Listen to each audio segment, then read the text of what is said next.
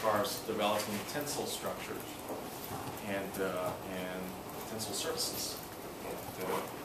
There's some examples of or names of architects that you could do some more research on and begin to look at their forms, etc. So this project is very much driven by procedures. So you have to follow the procedure very, very closely, much more closer than what you normally see the assignment coming from my class. So for better, for worse, that's what it is. So today's demo, hope that you get a chance to check out the file that I do the demo on. You're also welcome to look at it yourself much more closer. So that will be available for you. And we're just examine one minimal surface family, which is the Hanging family. But you're welcome to take a look at the rest of the minimal surface condition with the website that's in the back. That's the link of the website that you could take a look at. So there are many different conditions that also would call and consider as a minimal surface. And I want you guys to work closely as a group. And so a group of 3 people maximum that will share the assignment, or at least the first portion of the assignment, which has to do with the modeling and also diagramming of the procedure.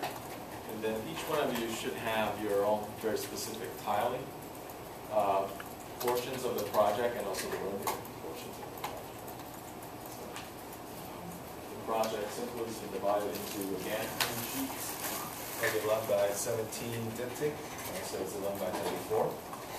And there's 2 areas that will designate for rendering, and then 1 area that is really for diagramming the process, and 1 area for tiling the configuration. We'll talk more about that after the demo.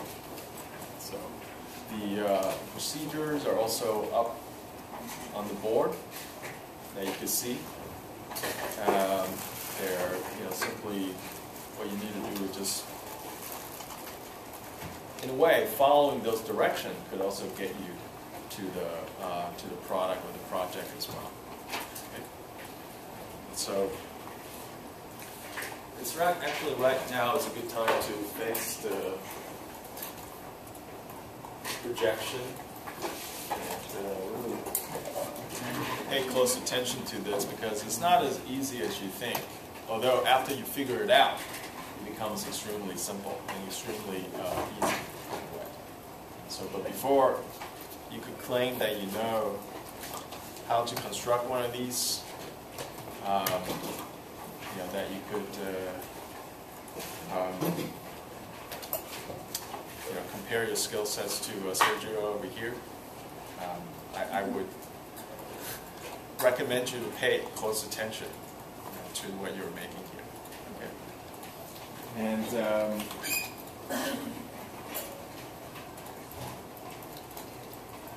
so I like to show you the final product of this stuff, which is basically one of these surfaces. And each one of these surfaces is being bound by 6 sides. Right? It's within a cube, and it's the cube that always has same distance throughout. In my case, this simply is kind of an arbitrary thing. It could be 10 feet. It could be let's say there should be numbers that could be evenly divided into 4 or 2. That usually helps. But if you don't think in whole numbers or even numbers, you could also do what I do. I simply, let's say, use the dividing tool to divide the segments. Let's say if I divide into 2, I know those 2 segments will always be equal. So I could always find my midpoint. Or using your snap tool to achieve it. Okay, so to have these bounding surface as a cube, a box, fish tank, if you will, to be able to generate, let's say, one of these surfaces, you need 4 sides. Right? So the procedure simply is by allowing you to make these 4 sides, these four segments.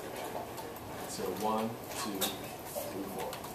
That's really what you need to generate that surface. And so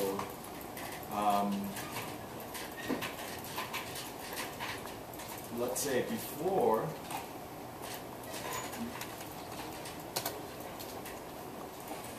you have everything ready, you should have the bounding area established. And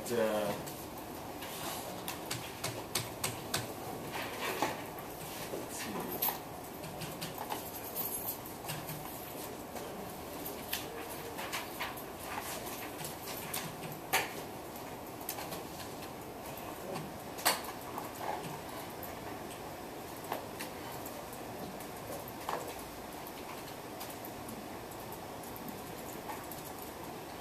This is the first line. I have organized all my layer based on this color.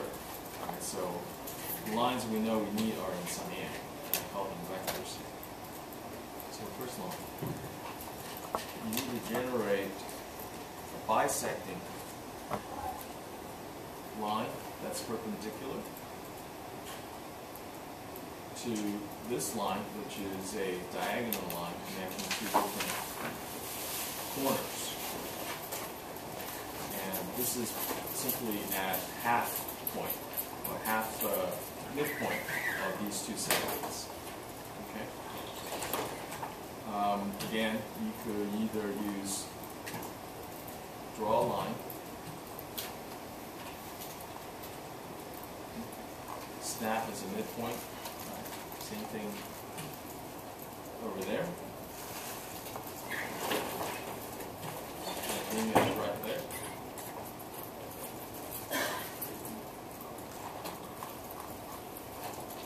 Right. Or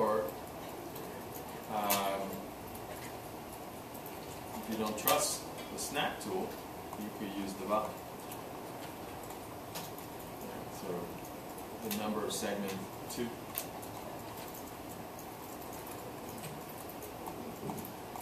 This way, I was able to generate all the points.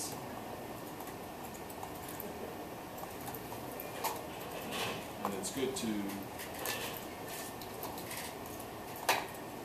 have all the points to be in the same layer too.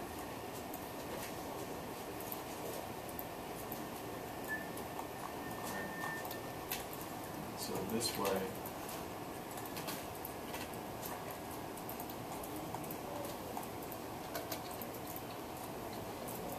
helps me to locate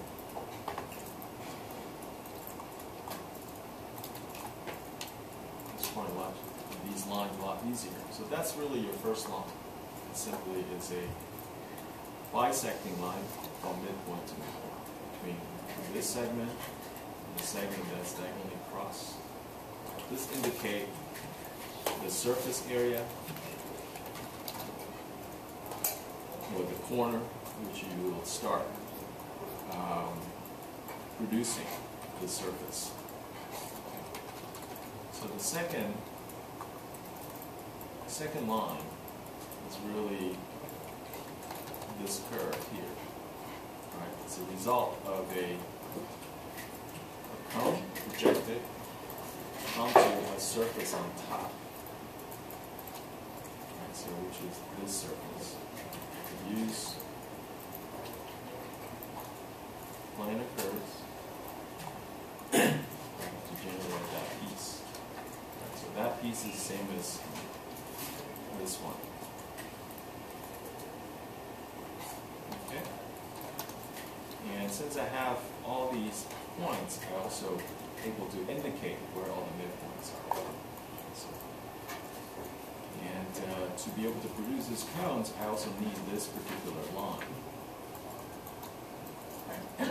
to use as a center, as a pivot, right, to indicate this cone. So I could do the same thing as I was doing before. I could divide.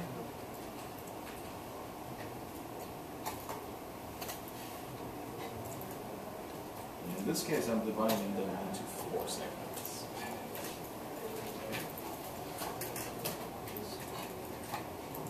So you simply generate a line, draw a line.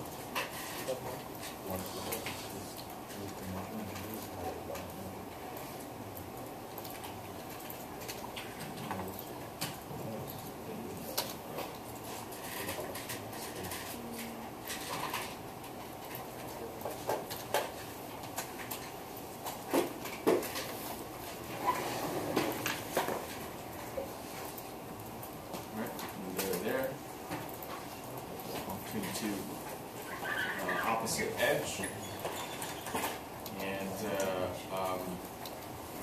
continue to divide them. Right. So this helps me to generate all the points and to be able to divide.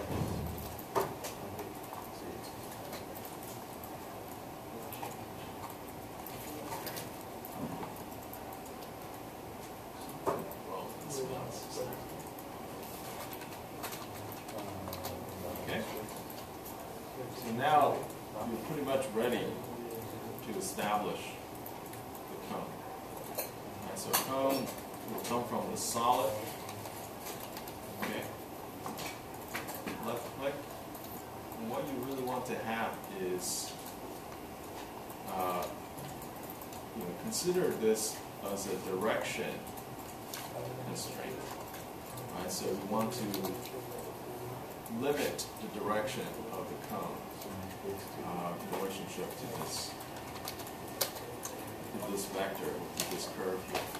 So I would choose a round curve, select the curve,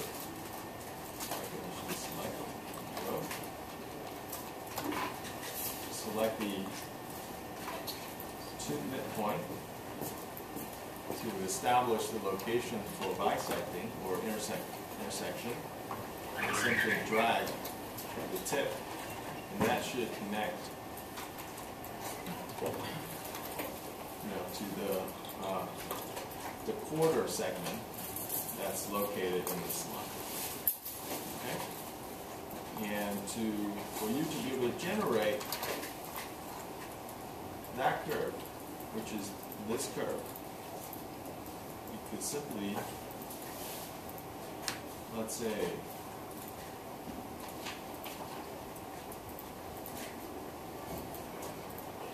intersect, select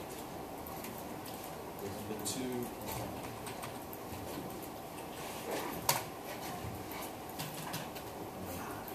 select.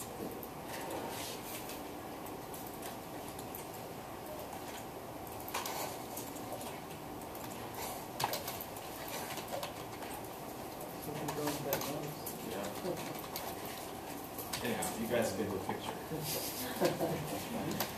You could be able to, certainly select the area, right? This piece and that piece, select them and type in intersect. You should be able to create that curve. And you guys knew how to do that from. Let me just save this and I'll reopen it again.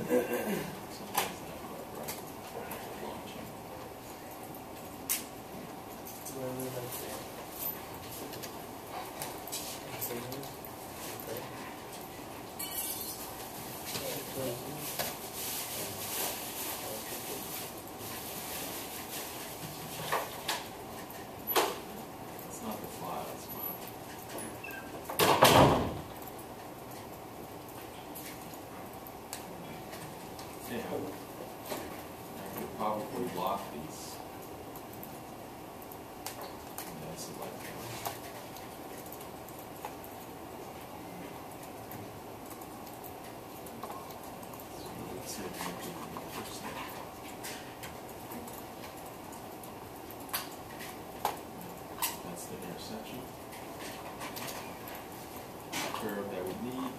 explode that line, simply the line that you have here. Right? So that line is connected, it's touching that curve, right? Which is this curve. Okay. And so that's the surface that you need for this particular intersection, and that's what you get for that line. Right? And it's really screwed up.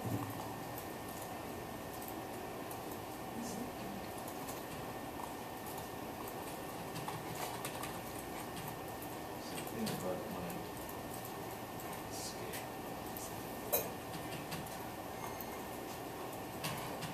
Oh. Yeah.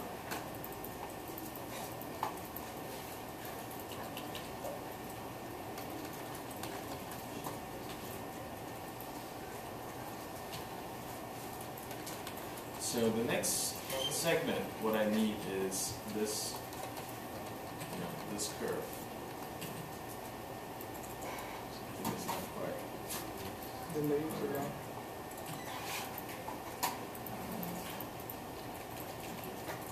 So this is the next line that I need to get. So in order to get that line, I need to generate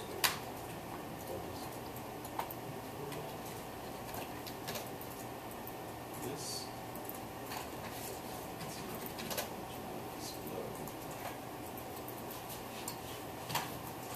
This one.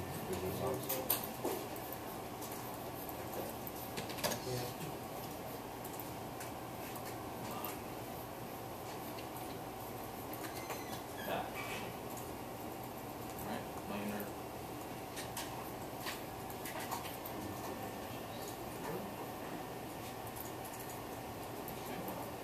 That surface basically the same surface as this.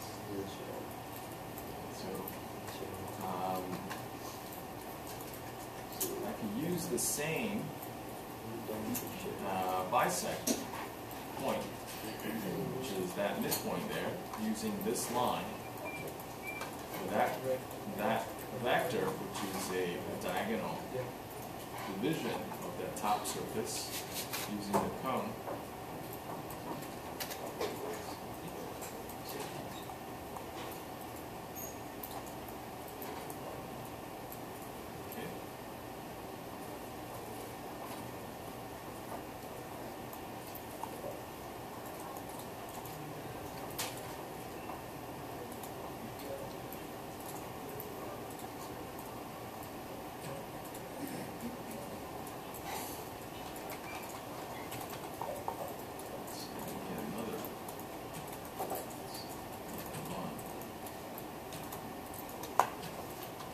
This needs to be divided. You need to find out the midpoint. That two. So I get a point.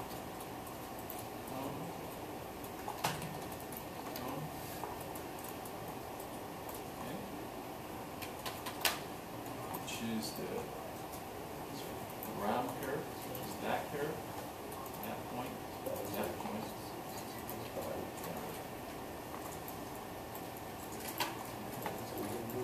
So that simply allow us to intersect this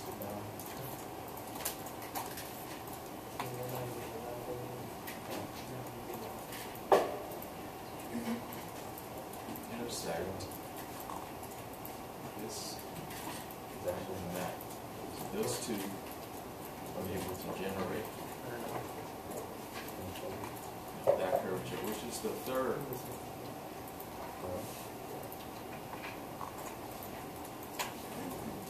It's the third line that you need, which is that line. So for you to have that curve, you have to have a surface, which is that surface. Okay. So now the fourth line, the final, same thing. The surface is this particular one right here. So that curve is up top. So we cones that you have here.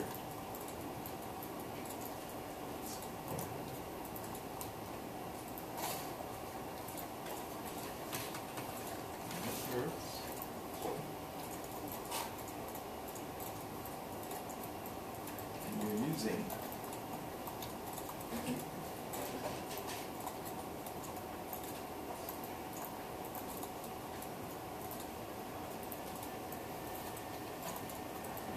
that segment before you actually generate them. You actually are considering establishing that line right there, and it's the midpoint that you need to get.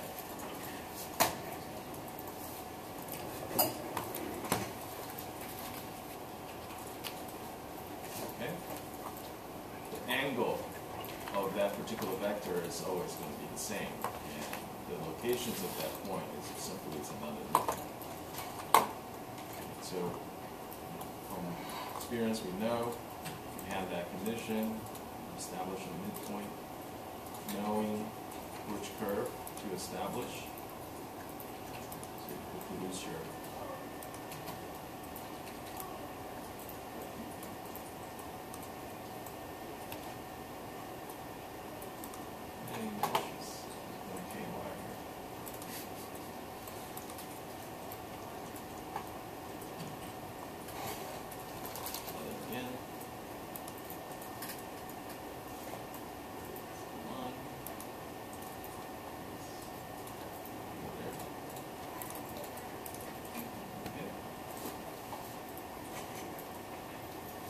so that is intersecting this particular surface. I just want to use a different color. And it curves. Right, so the intersections of those two are able to give you your final curvature.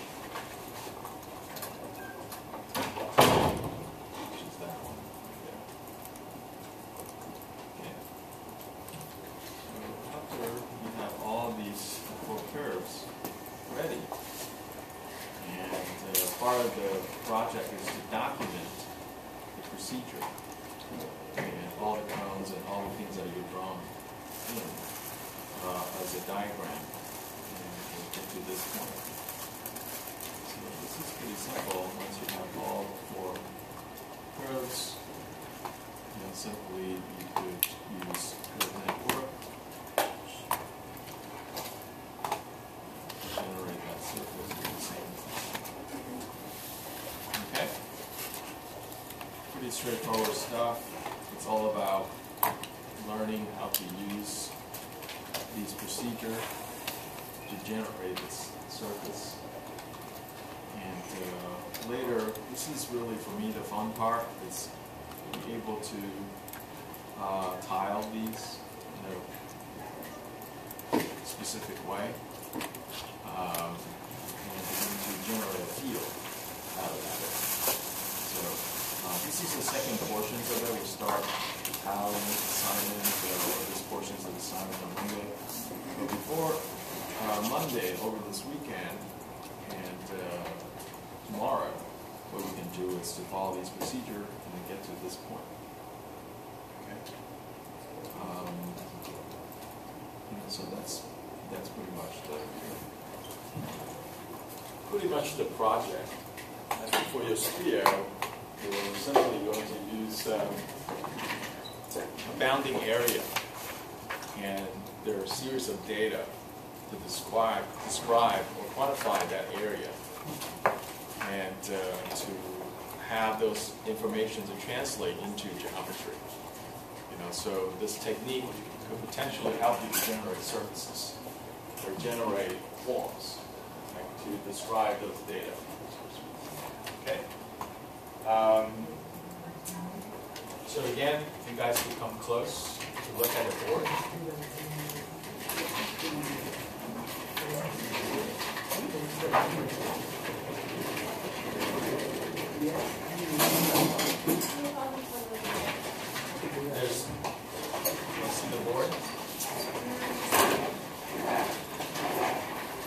shooting, you're not going to be able to record the board from all the way over here.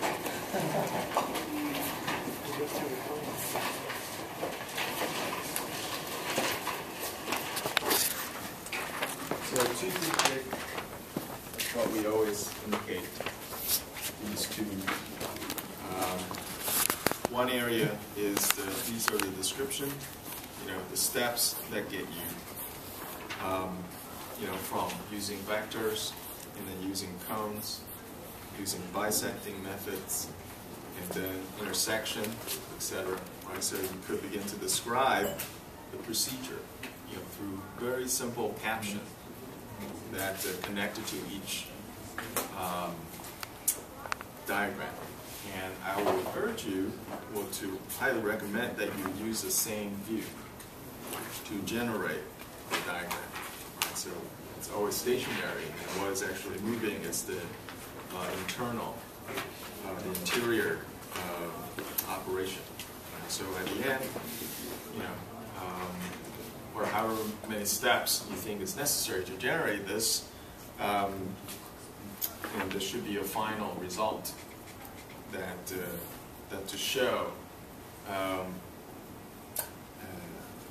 the surface, the battling surface at the end. Okay. On one side of the next diptych, you're going to consider the tiling configuration. You want it step by step? No, this is just the general overall. Yeah, no more step by step at this point. What do you want for that? It would be just a cluster of tile, and then to see a rendering of it, or yeah, this would be a rendering / drawing of it. Okay, and these two are definitely renderings. These are close-up renderings of the space that you could possibly find. Oh, okay. So these two will be full bleed renderings. You're starting to find space within that field. So when you actually zoom into some of these pieces, you could actually see the space rather interesting. There's actually a lot of wonderful space that you could gather from these curved spaces. And for the first rendering, it's just it's just a series of diagrams, and I think for this portion, I would like you to share with your team. You start with a project with sharing the information, getting all you guys up to speed in terms of making that model, or making that surface. And after you've done that, you're basically breaking up your group, and you're doing your own individual tiling configuration, and also you're doing your own renderings. Okay, this is the only sharing part. Potentially the more time-consuming aspects of this, which is to figure out how to do it. Okay, so I want you to work as a group. So these diagrams are group efforts. Okay, makes sense. You could choose not to work with the group. If you feel like you're able to take this whole thing on to yourself, go for it. But I would recommend no more than 3 people per group. 3 people maximum. You have 2. Yes.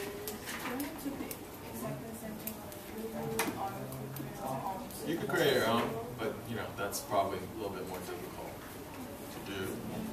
And question: when we're looking at the batwing, I know there's there's a whole bunch of different types. So which one specifically are we? You could generate this one. This is the one that you could use as a possibility. But you could also use the same method to generate others. Any batwing possibility. As a family.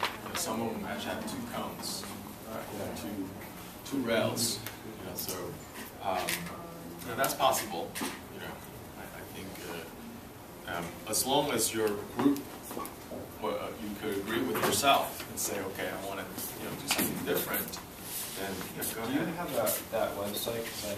It's in the. It's on there. So you could look at that. But I will keep this part rather simple. I think time consuming enough to actually generate this whole diagram. And I know you guys have plenty of experience and also know-how to make this. So we simply make 2D of each step, right? And then you have to consider line weights and have to import into Illustrator and dash line versus solid or line weights and tones and etc. Do you want a grid? Grid is possible. Grid simply you would just make mesh or make a wireframe, right? And you could consider that. You know, extract wireframe, so or ISO curves. So you could rebuild the surface and assigning the UV direction, into some levels of grid that will be legible in the scale that you are proposing to do this diagram with. Okay. So the diagram portion is due on Monday. It doesn't have to get into Illustrator. I'm actually looking for make 2D file. I'm actually looking for the model of this stuff on Monday, plus 2 renderings that you're doing for the bone skin bone project. Okay, it's not this. I think with the material that Sergio gathered for me, and I regenerated, it took me 2 hours. That's because I also had trouble with some of these cones, and I had that conversation with Sergio earlier today about some of those the difference the way that I did it versus the ones that he showed me. But I think with someone who's experienced and knew what he or she's doing, I think it took Sergio probably less than 45 minutes to be able to generate this whole stuff. So again, you're welcome to take a look at the file that I generated for you today. You could follow the procedure. And the worst case scenario is that you just turn that in. But I mean, I obviously would strongly discourage that. I think really it's more about figuring out a way to generate this stuff. Using all these guides, using all these procedures, and then following the steps to make this happen. There's also a ton of videos on how to do this. A ton of videos, a ton of stuff out there. Burns also already have drawings. Right. So there's quite a lot of research out there.